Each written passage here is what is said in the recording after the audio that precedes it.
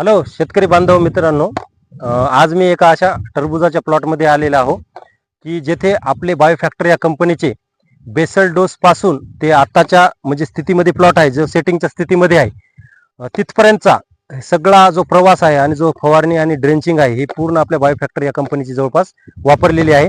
तर अशा आपण एका नवीन टरबुजाची लागवड केलेली आहे त्यांनी. अशा एका शेतकऱ्याला भेटणार आहोत आणि त्यांच्याबद्दल आपण माहिती घेणार. नमस्कार. नमस्कार. काय नाव आहे आपलं? भास्करराव शिल्लार, राहणार वाघी बोवडे, मुक्काम पोस्ट मुक्काम पोस्ट वाघी बोवडे, तालुका जिंतूर, आणि जिल्हा परभणी. तुमचा मोबाईल नंबर सांगा. 9545 94 91 51. तुम्ही ही टरबुजाची जी लागवड केली, तुम्ही स्टार्टिंग पासून हे बायोफॅक्टर कंपनीचेच प्रोडक्ट वापरले, हो, बरोबर आहे? म्हणजे वॉटर सोल्युबलचा अजून कोणताही ग्रेड गेलेला नाही. जो बी समजा लिक्विड फर्टिलायझर फर्स्ट म्हणजे ज्यावेळेस तुम्ही लागवड केली त्याच्यानंतर तुम्ही कोणकोणता डोस सोडला होता? आपलं हे इन्व्हेक्टस 10 किलो आणि त्याच्यानंतर हे बीओसी होतं, बरोबर आहे? हो. हे सोडल्याच्या नंतर तुमचा प्लॉट कसा होता आणि त्याचे रिझल्ट कसे वाटले तुम्हाला? रिझल्ट चांगले वाटले बायोफॅक्टर कंपनीचे. म्हणजे तुम्ही सोडलं प्लॉट म्हणजे वाढ होत नव्हती, बरोबर आहे? हे सोडल्याच्या नंतर एकदम चांगल्या स्थितीमध्ये तुमचा हो. प्लॉट आला, बरोबर आहे? हो. हे तुम्ही 2 सोडले, त्याच्यामुळे काय तुम्हाला विल्टिंगचा प्रॉब्लेम कुठे दिसायला का? नाही, म्हणजे विल्टचा प्रॉब्लेम नाही, वाढीसाठी रूट डेव्हलपिंग चांगली झाली. सेटिंग चांगली आणि झाली. सेटिंग त्याच्यानंतर मग तुम्ही स्प्रे मध्ये आपलं बेलम S2 हो, बरोबर आहे हो. हे प्रोडक्ट वापरले, त्याच्यानंतर पेंटाजिया वापरले, BSL-4 वापरले, हो. संपूर्णाचं 11-11-08 आणि फ्लोविन 8-8 बी वापरलेले हो. संपूर्णामध्ये, बरोबर आहे? तर हे पूर्ण प्रोडक्ट तुम्ही वापरलेले आहेत. हो. सध्या स्थितीला कोणत्याही प्रकारचं वॉटर सोल्युबल दुसऱ्या कंपनीचं तुम्ही घेतलं. सोडलेलं नाही, बरोबर आहे? हो. आणि स्प्रे बी सुद्धा हेच वापरले, हेच फक्त एक थ्रिप्सला तुम्ही अलग कंपनी, थ्रिप्स आणि लाल कोळीसाठी अलगच वापरले. हो. तर तुम्हाला आता किती दिवस झाले प्लॉटला? आज 42 दिवस झाले. कम्प्लीट 42 दिवस. 42. सेटिंग एकदम मधमाशी नसताना सुद्धा कशी सेटिंग चांगली झाली. एकदम चांगली आहे, बरोबर आहे? आणि तुमच्या प्लॉटला कुठं बुरशी किंवा काही दिसते का? काहीच नाही. म्हणजे वाढ चांगली आहे, त्याच्यानंतर पूर्ण प्लॉट हा निरोगी आहे. हो.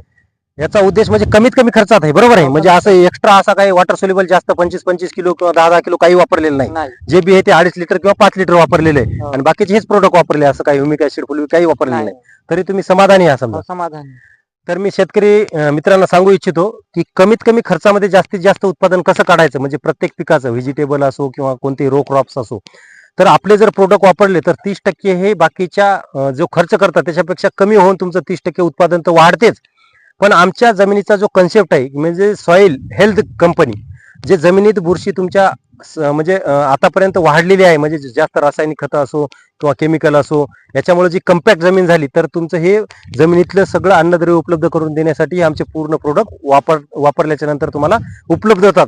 आणि जमिनीमध्ये जेवढी बुरशी आहे त्याचं पूर्ण कंट्रोलिंग करण्यासाठी लाईफ टाईम हे आपले प्रोडक्ट काम करतात. कारण बायोफॅक्टर अशी ही कंपनी आहे की जी नॅनो टेक्नॉलॉजीमध्ये इनकॅप्सुलेशन आणि पॉलिकोटिंग आणि डबल रोस्टेड मायक्रोबियल असणारी एकमेव कंपनी आहे की जिचा रिझल्ट एक्सलंट आणि लवकरात लवकर रिझल्ट येतो.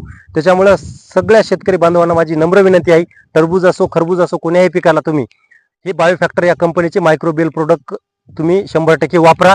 तुम्हाला कमीत कमी खर्चामध्ये जास्तीत जास्त उत्पादन होते. याचं एक जिवंत उदाहरण, किंवा आता आपण या प्लॉटला आलेला आहे, याची हार्वेस्टिंग झाल्यावर तुम्हाला खर्च आणि उत्पादन किती झालं याचा ताळमेळ तुम्हाला सुद्धा मी लास्टच्या व्हिडिओमध्ये सांगणार आहे. नमस्कार.